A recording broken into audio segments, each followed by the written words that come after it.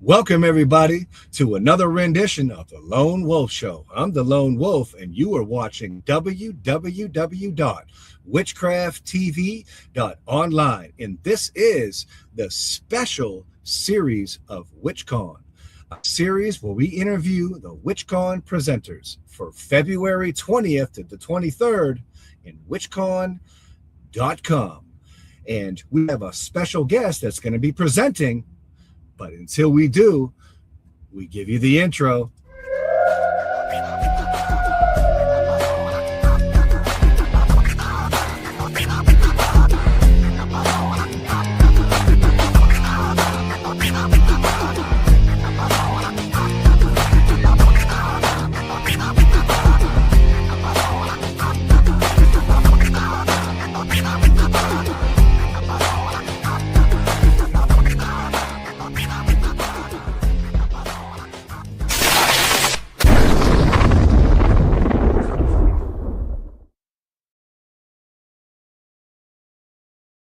Angel Morrigan, I heard that you were presenting at WitchCon for 2026. Is that true?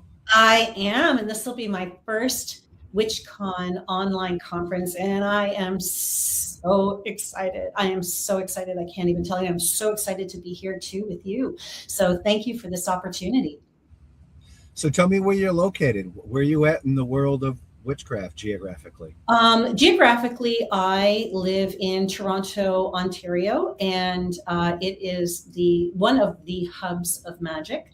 And I like to also escape to Brockville, Ontario, where I'm on the St. Lawrence River. So I kind of split my time, and it is the home of the witches. So it's a really interesting thing. It's only something I've discovered recently, that in Vancouver, it is the place of the healers. Toronto is really the place of the psychics and the seers, and Brockville is, or the Ottawa area, where our capital is very much witch-based, and I love it. I love it. So I'm very much in two different places, because that's two parts of who I am. And I'm Gemini, right? So I'm always in two different places. So tell me about WitchCon, and how did you get involved, and how did you come across this magnificent platform that it's like the largest conglomeracy of witches online in the world? Like, how did you get involved in this? It's really funny, because I go to Conjure Camp every year. And if you know anything about WitchCon or Spectral Evidence or New Orleans itself, everybody knows Witch Dr. Utu. And so when I went to Conjure Camp, he had mentioned it before, and then a friend of mine who I had met there actually messaged me and said, "Hey, have you thought of ever applying for this?" And at the same time, Utu messaged me and said, "Hey, listen, apply for this." And I did. And so between the two of them, I was able to get involved. And I think Vutu also vouched for me, which is really awesome. And he's wonderful. I've nothing but amazing things to say about him. And that's how I really got involved. And then I did Spectral Evidence as well, just earlier last year. And I made a lot of new friends. I met Christian Day, and I saw Lori Cabot's workshop, and I got to hang out with the Dragon Ritual drummers and Utu and all that kind. And so it's been an incredible journey in making new friends and experiencing new ways of sharing my love and my passions. So I read in your bio that you have some experience with radio shows in Canada, and said that 7 years.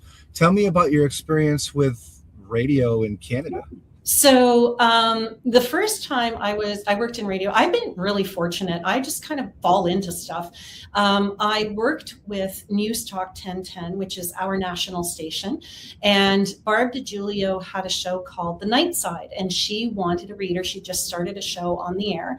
And I was chosen to come and do a one-off with her. And we got along so well that she's like, okay, what if we did a monthly thing together? And a month-to-month thing turned into 7 years of just fun. And we were doing, and I got to do live readings on the air all over Canada. And at the same time, I also had my own television show with Rogers TV. And I also had I was hosting my own radio show too in a smaller town in Stouffville, where I was able to do live readings. So live readings on air and on stage, that's my forte. I do have my private clientele as well. I have an office in Toronto, and I work virtually, globally. But I love being on stage and on radio and on television and working with the masses, whether it's with animals, which is again my passion, or with humans and helping them and moving people forward and moving animals forward and empowering and just connecting and communicating and being that bridge. So Canada's a national radio station you were on? Yeah, so Newstalk 1010 is our national news station here, and it's part of Bell Media, and so they pretty much air across Canada. So you could hear Angel the Psychic every Friday night, once a month, with Barb DiGiulio on the night side. And it was great fun. Like, we had a really, really good time. Barb and I had this amazing dynamic that we still do. We're still really, really good friends. In fact, she's actually hosted a couple of my shows on my onstage shows. So she and I have stayed very, very close. So preliminary, before you were on national radio in Canada, how did you get involved in that? Like, what was the trajectory of that? Okay, so I am a classically trained actor, and so I spent most of my life in theater. I ran my own theater companies. I was always on stage with doing Shakespeare and his contemporaries, all that kind of stuff. And I retired after 20 years of being in the industry because I was tired and it was changing. And then all of a sudden, this came. And when the psychic work came, I was basically a bored housewife, and I found this little store in Newmarket, Ontario, and there was a reader there. And I asked her, I said, what is it that I'm going to do with my life? In fact, at that point, I was throwing my hat in one more time, and I was in the last cuts of Stratford Festival, which is one of our bigger festivals here. And she said, well, this, and I thought, ugh, God, that's $45 I've just wasted. And just shortly after that, I ended up going to Guatemala, and a medicine man said to me that I was going to talk to animals and make a huge impact in the world. And I thought, oh, wow, this guy's on crack. So I was a non-believer. And so when I experienced these things, it was always, where's the limitation? When I came home from that, all of a sudden I was invited to go to this facility opening, which was a healer's facility. And they had these binders, and everybody was like writing their names, and they were being really polite. So I thought, okay, I'll write my name, whatever. And a week later, I got an email and said, don't forget you have an animal communications course. And I'm like, what? So I was telling a friend of mine, and she goes, you're going, right? And I said, no, I'm not. Of course I'm not. There's got to be a limit somewhere, right? This is ridiculous. And she goes, no, you're going. And she dragged me. So my intention on that weekend was to disprove that animal communications was real. And by the end of the weekend, the teacher, who became, again, a very dear friend of mine, convinced me without a doubt that this was real. So within 6 weeks of that, I went back to that little store where I originally had that first reading, and they were looking for readers. And they said, yeah, you know what? We're going to hire you, because I was able to prove myself. And then I stayed there for 9.5 years, and I trained and I trained and I shadowed and I worked and I communicated. And here I am, right now. And then within that 9.5 years, I was able to acquire the first show that I did live on stage. A friend of mine came to me and she said, listen, we're doing a Halloween show. Come and be on stage. I'm like, I've never done that before. And she goes, just try it. And I said, all right, you know what do I have to lose? And when I hit the stage, I remember thinking, oh my God, this is combining the two things I love. I get it now. I get what I'm supposed to be doing. And I guess because I was so in alignment at that point that this is like, I get it now. It opened a door. And within weeks of that, I was scouted by the producers of Raising Energy, of Rogers TV, and Raising Energy came about. And in the same time, I had an agent. She was an okay agent, and she got me Newstalk 1010. So it just, when you're in alignment, it really just, doors begin to open magically. And that's how I got here. And then just one thing after another, after another, after another. So it really seems like animal communication is your magic. I really would like to hear about the first time that you had an interaction with one of our brothers or sisters that are animals. What was the first interaction like? Where was it? And funny enough, I had two that really convinced me this was real, because even after I had the job, even after I'd gone through the courses and whatever, there was always that part of me that doubted. And I had a cat who would he would pee in the heat register, and it really upset someone in my household. And they had this thing. It was always this thing. And I thought, okay, let's see if this animal communications thing works. And I kept sending my orange cat visuals of what I wanted him to do, which was to go to the washroom on the toilet. I wanted him to do that. Every day I would send him this. And it wasn't happening. And after 2 weeks, I kind of gave up, and I went, okay, obviously this stuff doesn't work, right? Like, look, nothing's happening. And I remember my son, who was very young at the time, he came in the bedroom and he woke me up and he goes, mommy, mommy, mommy. So what? And he's like, the cat's peeing in the toilet. I'm like, okay, wait, what? And I remember us jumping up, going to the bathroom and kind of looking around the door. And I kid you not, I couldn't make this up if I tried. This cat had its back to us, turned around, and I heard clear as day, it's what you wanted, wasn't it? And I nearly fell down, and I went, oh my God. Like, it was just incredible to watch that magic. Like, it literally felt like I was in a Harry Potter film. And then just after that, it couldn't have been more than a few months after that, we were at a very famous place here in Canada, and I don't want to name names, but the way they had their whale enclosure, it was a whale show. And the way the whales were treated were not, wonderfully humane. And so anyway, we were watching this show, and we were downstairs where they had this glass pane, and upstairs was full. So we came downstairs, we could hear everything. And all of a sudden we heard one of the trainers go, hey, this whale is, where's she going? Where are you going? And da da da. And the whale came down, and I kid you not, it stopped at my son. And everything just everyone kind of backed off a little bit. And then it kind of moved, and it came to me. And in that moment, I remember the overwhelming feeling of everything, like the loneliness, and there was pain, but there was joy, and there was all this. It was magnificent, in its power, and it dropped me to my knees. And after that encounter, it literally just kind of turned around and went back. And my son came over, and he put his hand on my shoulder, and he said to me, and he goes, it's okay, mommy. He goes, I felt that too. And I went, wow. And then we left, because I was overwhelmed after that. So those are one of the first two that I ever encountered. And after that, the magic it's just continued. And I've had experience after experience after experience, and the things I've encountered and the things I've learned, the animals I've helped, the families that have come to me that I've been able to be a part of and nurture has been not only profound, but I feel privileged.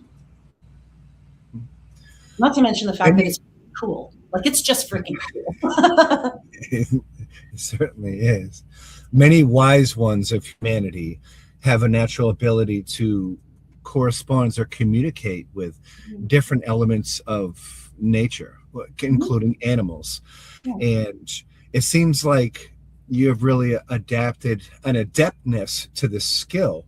And in your bio, it says that you had learned from many teachers over the world about this particular skill.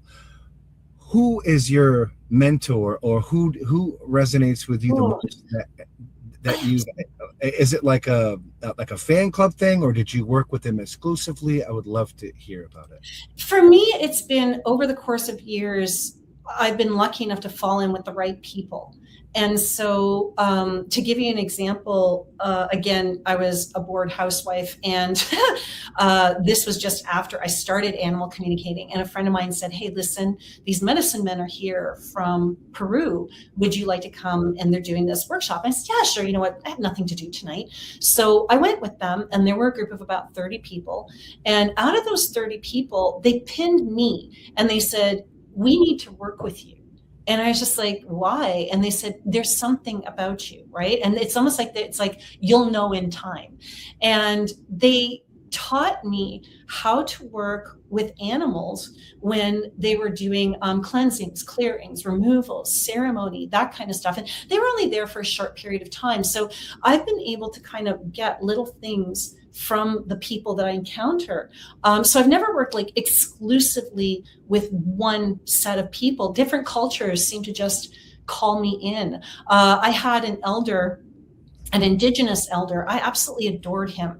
And he taught me how to use animal stones. So I also read through animal stones, which is something I haven't done in a while, but I have a bag of animal stones and each of them will tell a story. So if someone has a question for me, I ask them to pick a stone, or I pick a stone, which is what we call badger medicine, because the badger people are the storytellers. And I pick a stone, and that animal will have the medicine that they require, right? And if you look at the shelves behind me, you'll see that I have, crocodile medicine here and ostrich medicine here, and I even have deer medicine. And this was actually gifted to me by a dog, to be honest with you.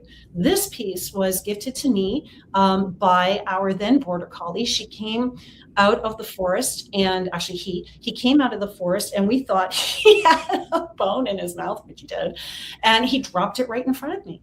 And I thought, what is, and I picked it up and I thought, oh my God. And I had just started doing ceremonial work. So the deer represents many things for me. And it represents gentleness and the need for us to be gentle with ourselves. So when we have people who are in crisis, like a woman who's been in a violent situation or what have you, it's about being kind to ourselves and finding the kindness. And for me, it's very special too, because I was born in June, and June, as we know in the indigenous world, is the deer. So it's actually one of my medicines as well.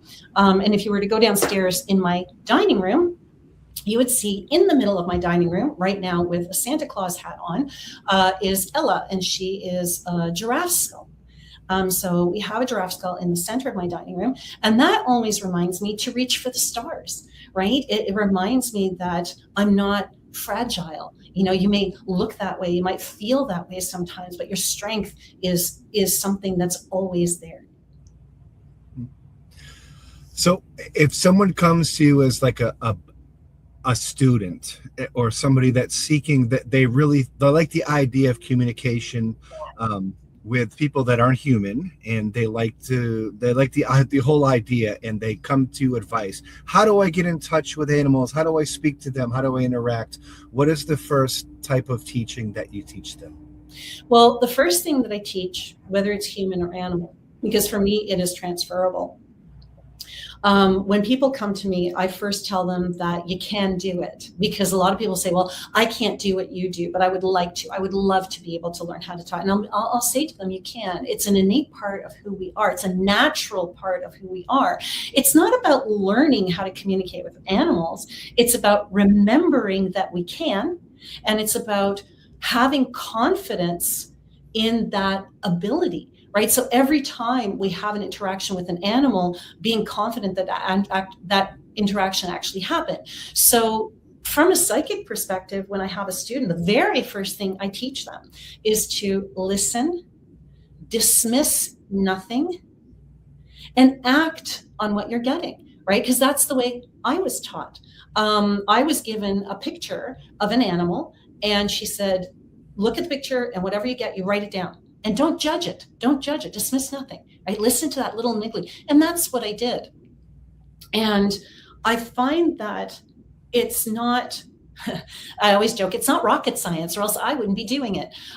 It really isn't. It's about being simple. It's about being confident in ourselves and having faith and knowing, not believing. Belief leaves room for doubt, but knowing that this world exists and that we're a part of it, that we can communicate on more than just the verbal or physical level. There are 4 levels of communication: mental, physical, emotional, and spiritual, right? And when we tap into those levels and understand those levels, we can communicate with anything: animal, human, tree, plant. It doesn't matter. Energy is energy. When it comes to divinity and higher power, do you resonate with a god and goddess? And if so, what Patreon deities do you work with? I do. Funny enough, when I was a little girl, the goddess Diana of the forest, used to come to me all the time. I just didn't recognize it as such, right? I just thought she was a really cool figure. And, Wonder Woman was the goddess Diana. So she came to me in different ways. And so Diana of the forest has always been there. But the one I loved the most, oddly enough, and he's up here, is St. Francis of Assisi. And again, the patron saint of animals. When I went to my mom and I told her that I was working as a psychic, I was almost disowned because we came from a very religious family. And I remember going to her and calling her and saying to her, I have something else to tell you. And she goes, oh God, what now? And I said to her, I can talk to animals. And there was a silence on the phone. And all of a sudden she turned around and she said, now that I believe. And I'm like, what? I almost dropped off my chair. And she said to me that when I was a little girl, she goes, it was like I was talking to the animals, and I always had animals in my pockets, and the animals were always around me. These aren't things that I consciously remember, but she did. And I thought to myself that if someone who doesn't believe in anything can believe in that, this must be my calling. Like, this must be my path. And that was really encouraging for me. So Diana of the forest has always been there to protect me, to show me, to guide me. And I've also worked with Maman Brigitte. She's always been very, very special to me. And I've also worked with Hecate. And Hecate is my mother goddess. Before I even started on this path, I always had an affection towards her as a character. And I remember one day I had bought this deck of cards, and it was the very first deck of cards, and it had a raven in it, and I had shuffled, and the raven came out, and all I kept hearing was, look for the raven, look for the crow, look for the raven, look for the crow. And the store that I went to, that one I was telling you about earlier, where she said, you're going to be doing this for the rest of your life, and I thought she was on crack, the patron deity of that store was Hecate. And when I walked in, there was a crow sitting on the shelf. And years later, when I got to know them, they became my family. I was gifted with that same crow. And is the crow a spirit animal that you work with a lot in the astral worlds, or? Well, it's really funny because not so much the crow as the raven. I love the raven, but my spirit animal, the animal I work with mostly, is the snake. The raven was there to guide me in that phase of life. So I believe that there are 4 animals in our totem pole. So you have your spirit animal, you have your power animal, you have your guide, and then at the bottom, you have an animal energy that works with you in different phases of your life. When they come to work with you, once they're done, they're there as a tool. You have a clear channel with them. So at that point in my life, that was the animal energy that was working with me, which was the raven. It's since changed. But my spirit animal is actually the snake. Oddly enough, the one I resisted the most as a child. I was terrified of snakes. Thank you very much, Indiana Jones. And I was terrified of snakes. And when I started on the path, they started coming to me in different ways. And then when I started working with South Americans, they said, you're the snake. And I'm like, you know what, that makes sense. And eventually, through magical circumstances, and again, my son was a part of that. My son's a big part of my journey.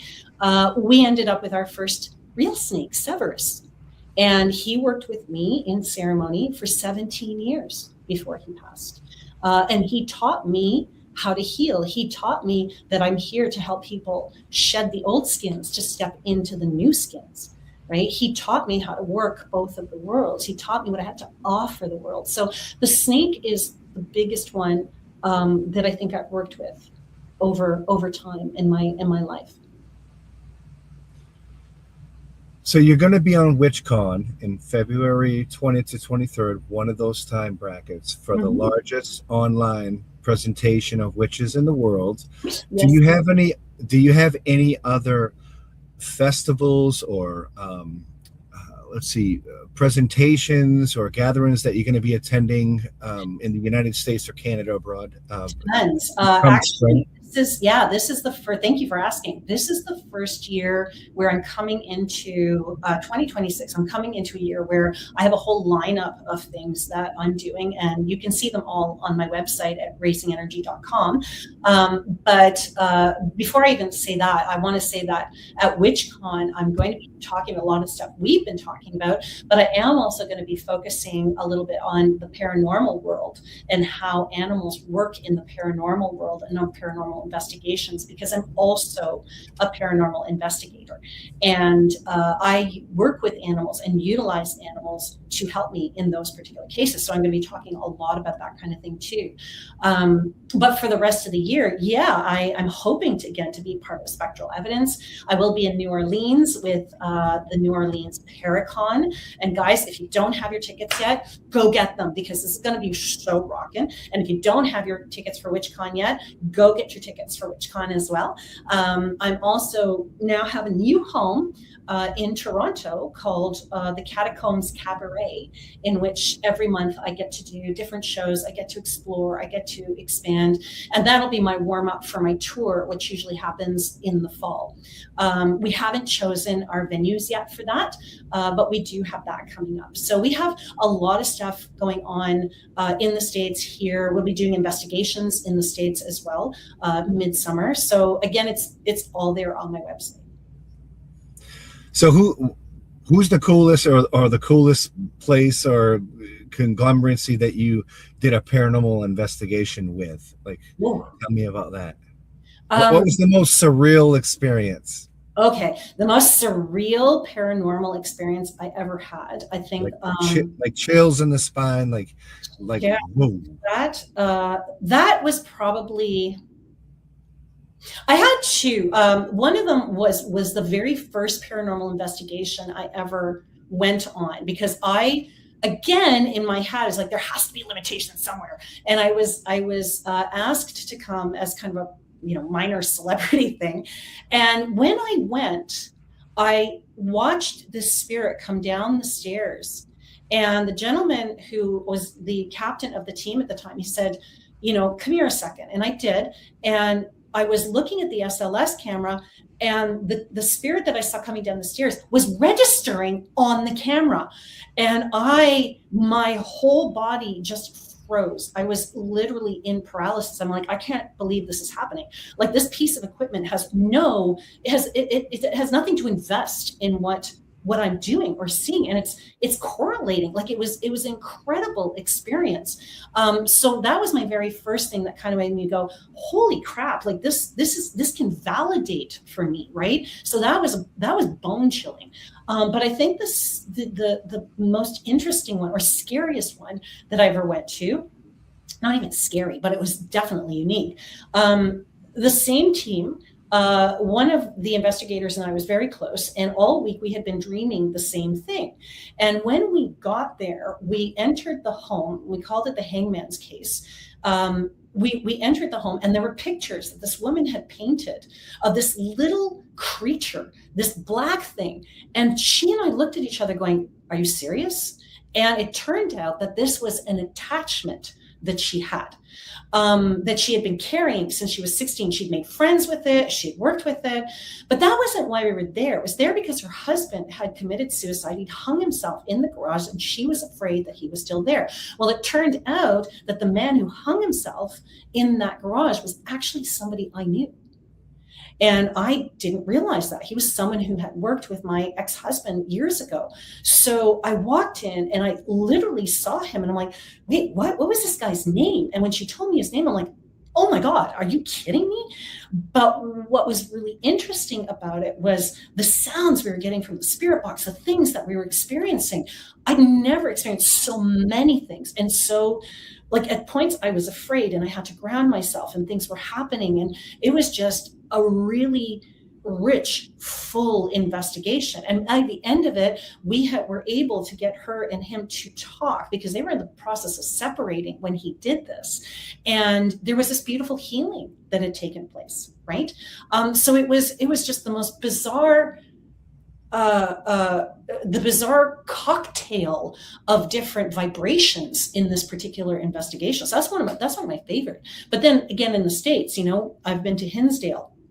I've been to Wildwood Sanitarium, one of my favorite places to go, and I've experienced different things with different events as well. In Canada, we have the James White Seance, and I've experienced things during that seance too, which just were hair raising.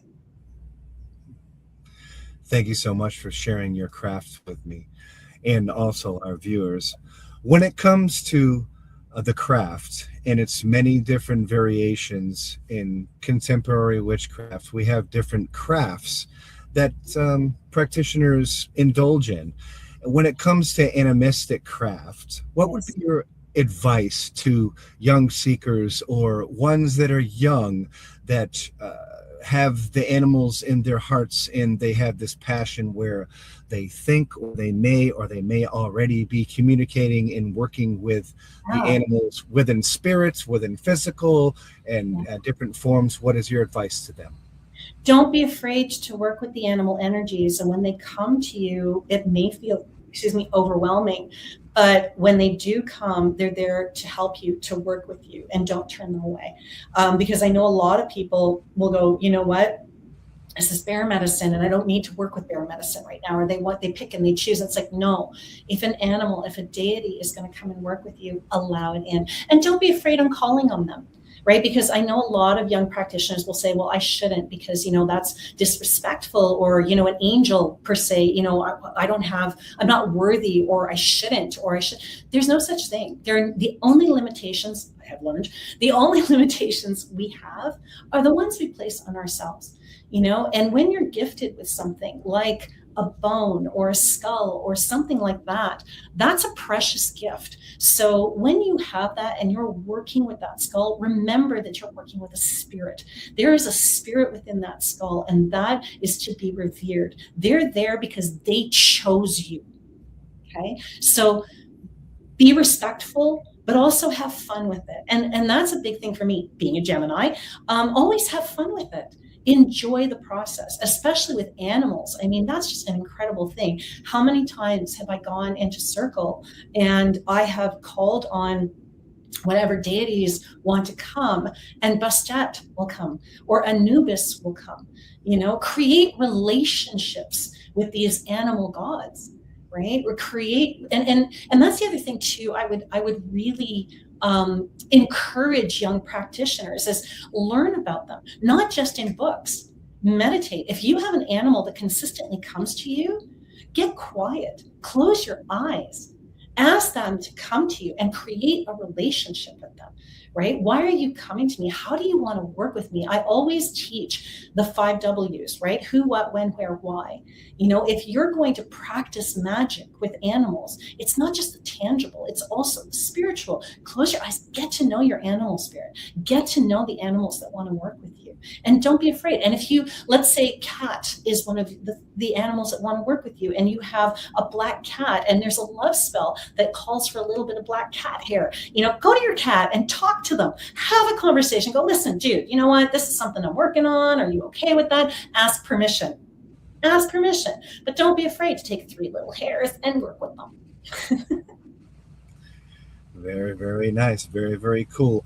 Angel Morrigan, everybody, presenter for WitchCon 2026. And you can check out her classes right there on witchcon.com.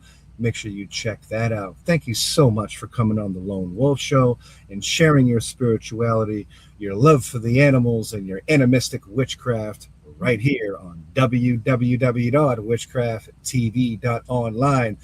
We'll catch you at WitchCon. Blessed be and merry part, and may we meet again. Merry meets and merry be and blessed be.